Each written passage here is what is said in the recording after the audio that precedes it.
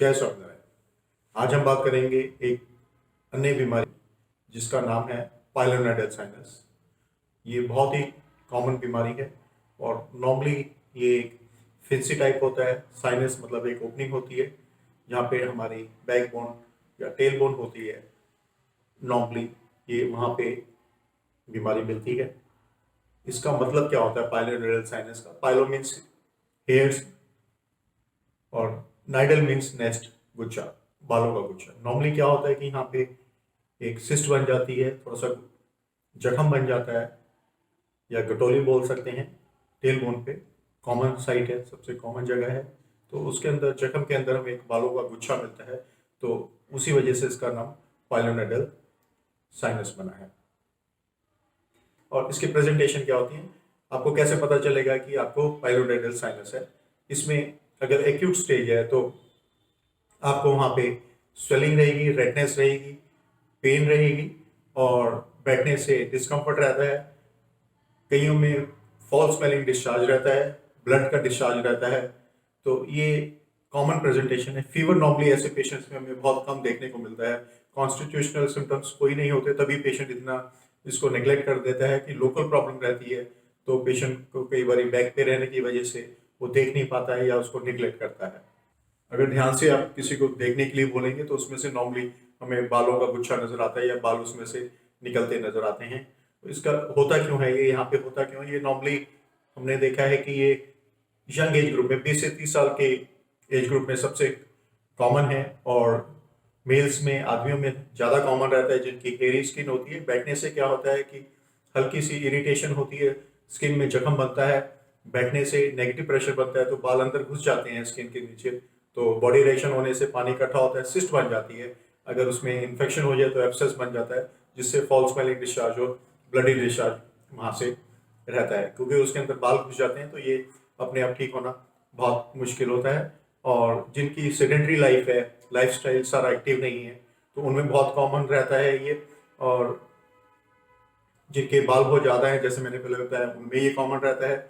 Body heavy है, buttocks बहुत heavy हैं, उससे ये जो टेल बोन का ग्रूव होता है ये बहुत डीप चला जाता है और प्रॉपर क्लीनिंग नहीं होती है, तो सिस्ट बन के, एब्सेस बन के ये फट जाता है, जिसमें से उसको फिर वो साइनस बन जाता है। ओपनिंग, कोई भी स्किन में ओपनिंग होती है जिसका डेड एंड दूसरा रहता है तो उसको हम साइनस बोलते हैं। इसका डायग्नोसिस के लिए कोई स्पेशल इन्वेस्टिगेशंस की जरूरत नहीं पड़ती है, क्लिनिकल डायग्नोसिस रहता है, क्योंकि इसको देख के हमें आइडिया लग जाता है कि ये पाइलोनेडल साइनस है। एक्सेप्ट कि रेकरेंस है, आपने ऑपरेट करवाया हुआ है, पहले सर्जरी हुई हुई है 2-3, बार बार बन रहा है, ट्रैक बहुत लंबा है और इसको हम फिशर लाइन एनो से कंफ्यूज कर सकते हैं। अगर हमें डाउट रहता है तो तब हम एमआरआई करवाते हैं, अदरवाइज ये क्लिनिकल डायग्नोसिस होता है, कोई भी एक्सपर्ट डॉक्टर देख के उसको डायग्नोसिस बना सकता है। और फिर इसका ट्रीटमेंट क्या है? स्टेज में अगर शुरू में ही हल्की सी गिल्टी बनती है, आपको पता चल जाता है, तो उसमें आप डॉक्टर को इमीडिएटली दिखाइए। तो डॉक्टर उसको ओपनिंग को खोल के, उसको सफाई करके उसमें ड्रेसिंग कर देते हैं, पट्टी कर देते हैं, एंटीबायोटिक देते हैं। इनिशियल स्टेज में ये डीप नहीं रहता, तो क्लीनिंग करने के बाद, ड्रेसिंग हफ्ता 10 दिन करने के बाद, एंटीबायोटिक खाने से ये इनिशियल स्टेज में ठीक हो जाता है और दोबारा होने के चांस नहीं रहते। नॉर्मली हमारे पास जो मोस्टली पेशेंट आते हैं वो लेट प्रेजेंटेशन होती है, लेट आते हैं, क्योंकि लोकल दवाइयाँ खाने के बाद कुछ दिन ठीक रहते हैं, महीने 2 महीने बाद दोबारा एब्सेस बन जाती है, पस पड़ जाती है, खून आने लगता है। उसका कारण ये है कि जख्म के अंदर, सिस्ट के अंदर बालों का गुच्छा होता है जो जख्म को ठीक नहीं होने देता। तो इसमें सर्जिकल ट्रीटमेंट होता है। इसमें जो इसका ट्रीटमेंट, अगर लेट प्रेजेंटेशन होती है तो सर्जिकल ट्रीटमेंट रहता है। अब सर्जरी में ट्रीटमेंट मोडेलिटीज क्या है? जो कॉमनेस्ट, जो क्लासिकल रहे, उसमें क्या होता है कि जो जख्म होता है, सारा फोड़ा होता है, उसको हम कंप्लीट निकाल देते हैं। गंदा मांस, बालों का गुच्छा साफ करके सारा मांस काट देते हैं और जख्म को खुला छोड़ देते हैं। सेकेंडरी हीलिंग बोलते हैं इसको। अपने आप जख्म को नीचे से भरने देते हैं, एंटीबायोटिक चलती है, रेगुलर ड्रेसिंग चलती हैं। एक दूसरा जो मोडेलिटी है कि इसको हम एक्सरसाइज करके इसको निकाल के हम प्राइमरी क्लोजर कर देते हैं, टांके लगा देते हैं। वो नॉर्मली अगर छोटा जख्म है, डीप नहीं है, पस ज़्यादा नहीं है, तो नॉर्मली हम उन केसेस में हम प्राइमरी सूजनी करते हैं, टांके लगा देते हैं। क्योंकि टांके हम इसलिए नहीं लगाते, अगर थोड़ा बहुत भी पस रह गया तो वो दोबारा रिकरेंस के चांसेस बहुत हाई हो जाते हैं। और इसमें फ्लैप्स भी आते हैं। रिकरेंस केस है, बहुत लार्ज पाइलोनेडल साइनस है, मल्टीपल ब्रांचिंग है, फ्लैप्स है, स्किन को रोटेट करके, एक्सरसाइज करके हम प्राइमरी कवर कर देते हैं। परंतु ये एक लंबा प्रोसेस रहता है, इसमें 2-3 दिन पेशेंट को एडमिट होना पड़ता है, ब्लड टेस्ट की जरूरत पड़ती है, तो इनएक्टिविटी बहुत बढ़ जाती है पेशेंट की।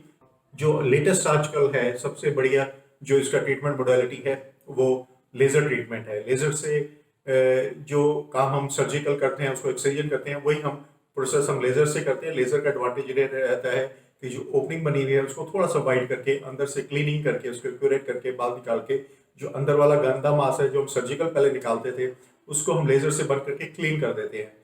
लेजर का एडवांटेज यही रहता है कि एक तो लोकल में हो जाता है, लोकल एनेस्थीसिया में हो जाता है और सेम डे पेशेंट घर में जा सकता है, अपना अगले दिन से ही पेशेंट अपना रूटीन फॉलो कर सकता है।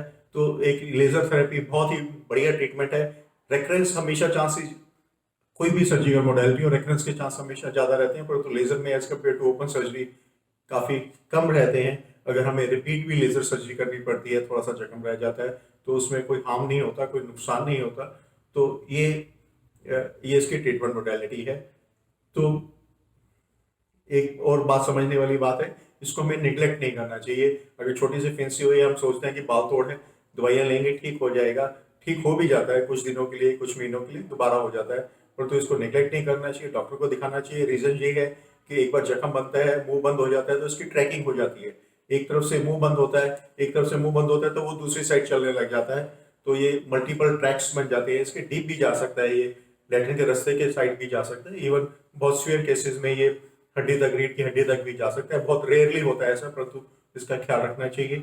और यही मैं एडवाइस करूंगा कि आपको कि इसका ट्रीटमेंट डॉक्टर को जरूर दिखाइए। इनिशियल स्टेज पे है तो जल्दी ठीक हो जाएगा और सर्जरी की जरूरत नहीं पड़ेगी। लेट स्टेज पे है तब भी कोई घबराने वाली बात नहीं है। इजी ट्रीटमेंट अवेलेबल है, लोकल में हो जाता है, सेम डे पेशेंट घर जा सकता है, कुछ दिनों में अपनी एक्टिविटी ज्वाइन कर सकता है। आपने पैल्पेब्रल साइनस का ऑपरेशन करा लिया है तो उसके बाद पोस्ट ऑपरेटिवली ऑपरेशन के बाद आपको ख्याल क्या रखना है ताकि ये दोबारा ना हो। एक तो ड्रेसिंग्स रेगुलर करनी है, फॉलोअप रेगुलर रखना है, जैसा डॉक्टर एडवाइस करता है उसी प्रकार ड्रेसिंग करनी है, जख्म की केयर करनी है।